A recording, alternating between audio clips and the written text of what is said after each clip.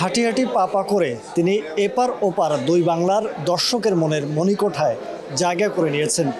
এমনই একজন অভিনেতা আমার সঙ্গে রয়েছেন, সোহেল মণ্ডল। আমি তার সাথে কথা বলবো আগামী 3 মে তার একটি সিনেমা মুক্তি পেতে যাচ্ছে শ্যামা কাব্য, সে বিষয়ে এবং এছাড়াও সামনে নতুন কি কাজ আছে সেটিও জানতে চাইব। শুরুতেই আপনাকে স্বাগত জানাচ্ছি। আপনাকেও ধন্যবাদ প্রিমিয়ারে আসার জন্য। দুই বাংলায় ব্যাপকভাবে এখন আপনি জনপ্রিয় এবং আপনার নামটি দর্শকের মনে যেভাবে গেছে এবং সেটি কিন্তু আমরা আপনার পরতে পরতে টের পাচ্ছি। ওপার বাংলা বলেন, এপার বাংলা বলেন, এই যে দর্শকের ভালোবাসা, এই যে দর্শকের সামনে সোহেল মণ্ডলকে আমরা দেখতে পাচ্ছি, এটি কেমন লাগে, কিভাবে এনজয় করেন এই বিষয়টি? অবশ্যই এটা খুবই ভালো লাগে যে আপনি যে কাজটা করছেন হয়তো সেটা সঠিক পথে আছে, অথবা আমি হয়তো দর্শককে কোনো না কোনোভাবে এন্টারটেইন করতে পারছি, যে আমাদের কাজই যেহেতু এন্টারটেইন করা। সো সেই জায়গা থেকে একটু তো ভালো লাগেই। আপনি যে কাজটা করেন সেটা রেসপন্স পাওয়া যায় এবং তাতে বোঝা যায় যে আপনার কাজটা হয়তো ঠিকঠাক হচ্ছে এবং অডিয়েন্স এনজয় করছেন। খুবই ভালো লাগে যে আমি অডিয়েন্সের জন্য কিছু করতে পারছি। 1, 2, 3 ঢাকায় জমি জিতে নিন 100% ক্যাশব্যাক সহ 20 কোটি টাকার পুরস্কার। সম্প্রতি একটা পুরস্কার পেয়েছেন ভারতে এবং সেটি কিন্তু ফেসবুক স্ট্যাটাসের মাধ্যমে আপনি উৎসর্গও করেছেন। তার আগে জানতে চাই যে ভারতে বাংলাদেশের ছেলে হয়ে ভারতে গিয়ে যে পুরস্কারটা অর্জন, এই যে একটা অর্জন, আপনার এত বড় অর্জন, সেটি আসলে ওই সময়টাকার অনুভূতিটা কেমন ছিল এবং পাশাপাশি যে উৎসর্গ করেছেন সেটিও একটু জানতে চাই। এইটা আমাদের সিনিয়রদেরই নানা রকম লেগাসির মতো করে আমারও একটা হয়তো সংযোগ ঘটলো, কারণ জয়াপা এর আগে ফিল্মফেয়ার 4-5 বার পেয়েছেন। তারপরে আমার সাথেই এবার তাসনিয়া ফারিন পেলেন। তার আগে ফেরদৌস ভাইরা কাজ করেছেন। সো এক ধরনের সংযোগ ওখানকার কাজের সাথে আমাদের এই ইন্ডাস্ট্রিরও একটা সবসময় ছিল। আমরা যৌথ প্রযোজনার সিনেমা করছি, আমার সিনেমাটাও যৌথ প্রযোজনার ছিল। তো সেই জায়গা থেকে কাজটা করা হয়েছিল, সুযোগ ছিল। ইন্দ্রনীল রয়চৌধুরীর মতো এরকম একটা ফ্যান্টাস্টিক ডিরেক্টরের সাথে কাজ করতে পেরেছিলাম, আমার শুরুর দিকের কাজ, এবং সেখান থেকে অনেক কিছু শিখতে পেরেছি। এবং সেই কাজটা করতে গিয়ে এরকম একটা পুরস্কার পাওয়া, one of the prestigious Filmfare award,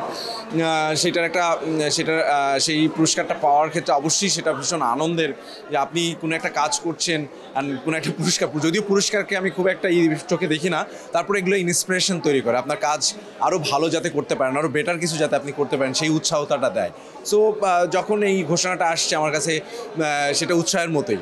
আর উৎসর্গের কথা বলছিলেন, হ্যাঁ, আমি আমার থিয়েটার বন্ধুদের উৎসর্গ করেছি এই কারণেই যে আমরা সবসময় সবাই স্বপ্ন দেখি, আমরা যেন স্বপ্নটা না থামিয়ে দেই। কারণ থিয়েটার যারা করছেন তারা এই ক্রাফটম্যানশিপটাই তৈরি করার চেষ্টা করেন, দীর্ঘদিনে পরিশ্রম করেন, অভিনয় ক্রাফট, ডাইরেকশন বা লেখালেখি অন্য মাধ্যম থেকেও আসে। আমি সেটা বলছি না যে আবার অন্য ভুল বুঝুন অনেকেই যে থিয়েটার ছাড়া অন্য মাধ্যম থেকে অভিনয় করতে আসা যাবে কিনা।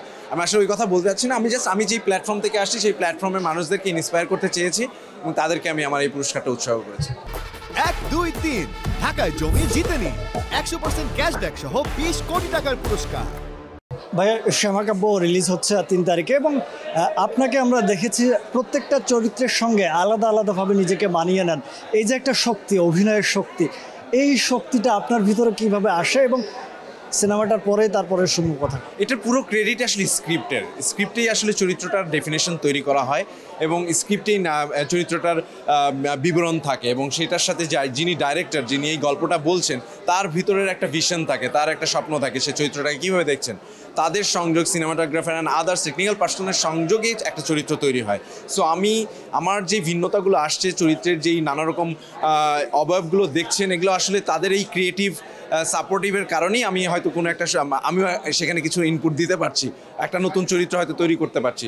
It's all credit goes to আমার কলিগস অ্যান্ড আদার্স যে ক্রিয়েটিভ পার্সন আছেন, তাদের যে আমি যেই চরিত্রগুলো করছি তাদের সেই সহযোগিতাগুলো আছে ওই চরিত্রগুলো তৈরি করার ক্ষেত্রে।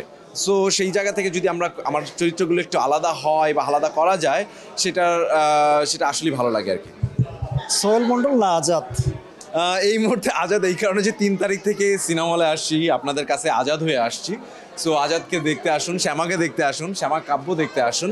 বদরুল আলম সৌদের দ্বিতীয় ফিল্ম, তিনি খুব সুন্দর একটা সিনেমা বানিয়েছেন আপনাদের জন্য। আমি শিওর যে আপনারা সিনেমা হলে এসে সিনেমাটা দেখলে এন্টারটেইন হবেন এবং আপনাদের এন্টারটেনমেন্টের জন্যই সিনেমাটা তৈরি করা হয়েছে এবং সেটা সিনেমা হলেই দেখার মতো। আসুন, সিনেমা দেখুন, বাংলা সিনেমা পাশে থাকুন। এই কথা বলতে আমার খুবই হয়, বাংলা সিনেমা দেখুন আর কি।